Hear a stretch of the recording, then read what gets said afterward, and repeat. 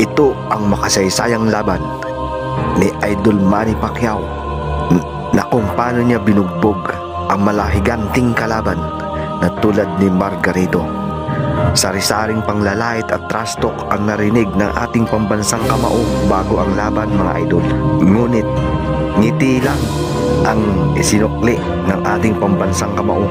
Ngunit sa kabilang banda, mga idol, ay mapapanood natin ngayon ang laban ni Matis versus Pitbull Cruz, ang tinaguriang Little Tyson. Sa mga hindi nakakaalam, mga idol, ito po ay alaga ng MB Promotion sa pag-aari ni Manny Pacquiao. Alright.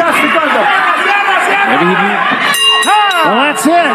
Big last round from Matis. Will it be enough? Yeah, I have Cruz 6 rounds to 4, 96-94. Winner by majority.